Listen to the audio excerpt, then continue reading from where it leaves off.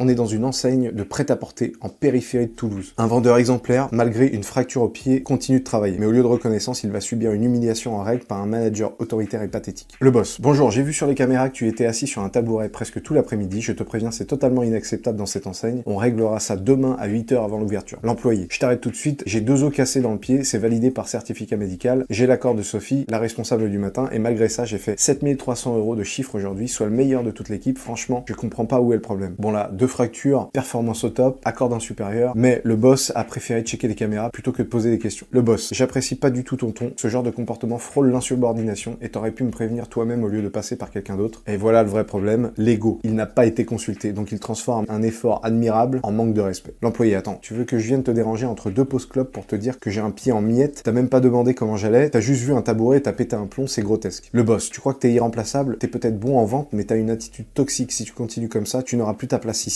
certificat médical ou pas. Il menace carrément de le virer pour avoir osé travailler assis avec une fracture validée par un médecin. On marche sur la tête. L'employé, j'ai annulé mes arrêts, j'ai serré les dents toute la semaine, j'ai battu tous les objectifs et toi, t'as rien vu sauf un putain de tabouret dans l'angle mort d'une caméra, c'est ça ton management. Le boss, tu ferais mieux de te calmer, t'as pas idée de comment tu te mets en danger en me parlant comme ça, on verra ça demain matin. L'employé, il y aura pas de demain matin, tu m'humilies pour avoir travaillé, blessé, t'as pas besoin de moi, parfait, débrouille-toi sans moi. Le boss, attends, on peut en discuter à froid, c'est peut-être aller un peu loin, on peut arranger ça. L'employé, trop tard, tu m'as montré ce que tu vaux, une chaise t'a plus choqué qu'un mec qui se ruine la santé pour tenir tes objectifs, je rends mes clés ce soir. Bon, voilà comment un manager incompétent détruit un employé loyal, motivé et performant. Non pas par manque de résultats, mais parce que son petit pouvoir a été contourné. Et c'est pas le manque d'efforts qui pousse les meilleurs à partir, c'est l'humiliation déguisée en exigence.